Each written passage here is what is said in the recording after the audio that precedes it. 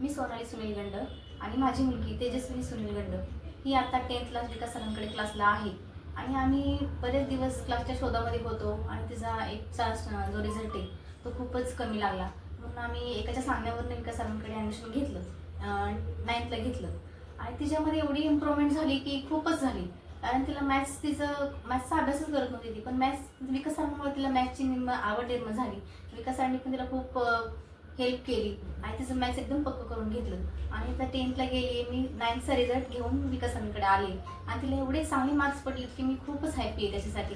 आणि विकास सरांचे मी खूपच आभार मानते की त्यांच्यामुळे माझ्या मुलीचं मॅथ्स खूपच चांगलं झाले. तिला आत्ता 100पैकी 87 मार्क्स आहेत आणि एवढे चांगले मार्क्स पडलेत आणि अजून पण तिच्यामध्ये इम्प्रूव्ह होईल.